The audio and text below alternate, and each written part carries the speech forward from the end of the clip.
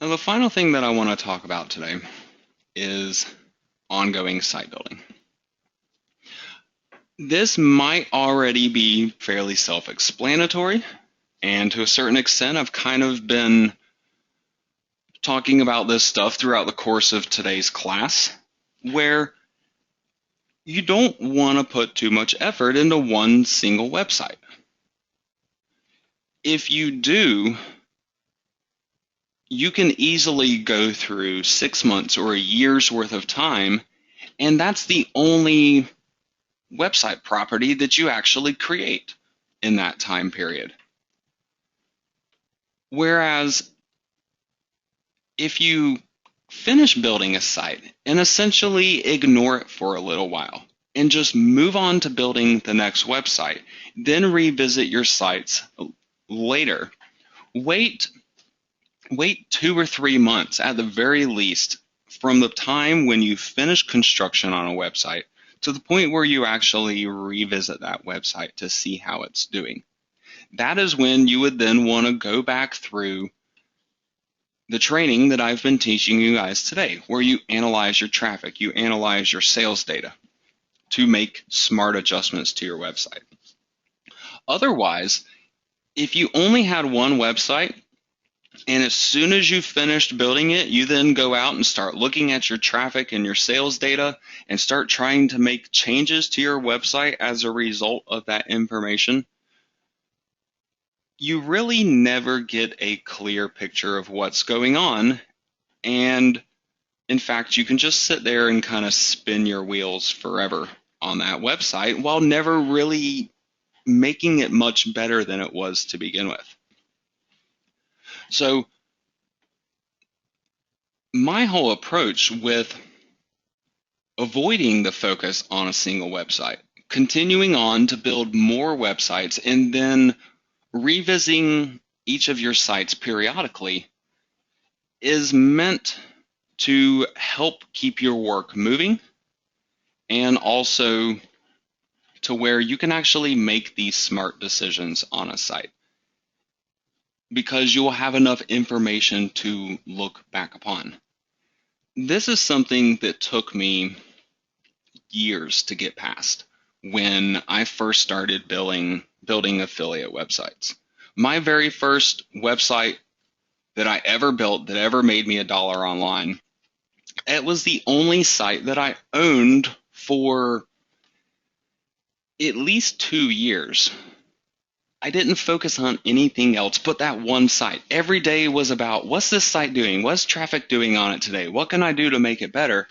And ultimately, not really much of anything that I did made it much better. I just probably wasted years worth of time on that site. Whereas I could have just set that site to the side. It would have continued to perform for me just as it had been doing.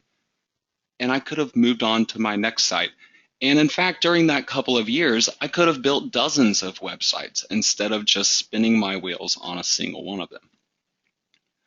So this is something that I wanted to make sure to be clear to all of you about. If you found in the past that maybe you build one site and you find it hard to put it down or to not keep doing stuff to it, give this a shot. Set it aside for just a couple of months if you can manage before you go back and you analyze the traffic and the sales and then figure out what changes you can make to your site that are going to be effective. Make those changes and then get out of the site again. Move on to other things. Revisit it again a couple months down the road to see how those changes have taken effect. It's important to understand that the changes that you're making to your website, especially when you're trying to get search engine traffic, those changes do not take instant effect on a search engine. Even if you make an update to your page and Google indexes those changes, you still cannot trust that they automatically make all adjustments to your search ranking for those changes. And the Google algorithm, I can't claim to know it, but I do know some of the inner workings of it based on my own personal experiences over the years. And I can tell you that website changes do not go into effect immediately. Boosts to your search rankings are a lot more likely to happen gradually than they are all at once. And so, because of this, you can't make a change on your website one day and go back the next day or even a week later and look at data and trust any of that information to tell you whether or not you did a good job. The only time that I would really trust data immediately could potentially be your Amazon data. But again, remember how when I was going through my own Amazon stats earlier, how I advised you to look at more than just a month worth of a time period there. Because certain pages of your site may not be popular enough to deliver enough traffic or clicks to an ad during a single month's time period. So to get a really clear picture of what's going on with them, you again need to be looking at a larger span of time there.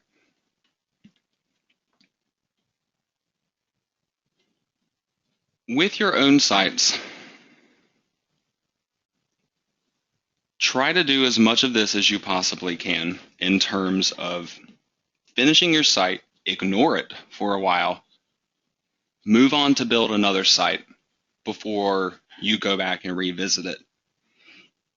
At the very least, you will end up with many, many more times of the websites as you would have had by putting a lot of focus on one at a time until that one is actually successful before you moved on to create another one. This helps you to kind of go through more of a churn and burn mentality, I guess, with building these sites. And long term, this is really how you build up a substantial monthly income as an Amazon affiliate, and you also get it to be a fairly reliable monthly income when you diversify yourself over a bunch of different websites instead of just depending on one site to refer sales for you.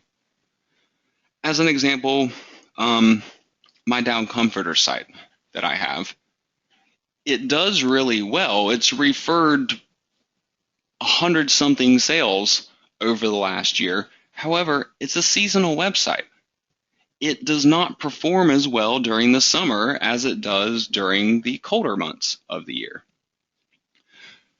But when you have 20 or 50 or even 100 Amazon websites, those seasonal tendencies are nowhere near as noticeable anymore, because then you have some sites that are performing really well during the summer, and you have some other sites that are performing really well during the winter, and it kind of ends up balancing out to give you a fairly stable monthly income.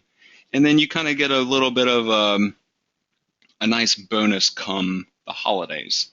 Months like October and November are going to be your heaviest months throughout the entire year for your sales, simply because of the holiday shopping season.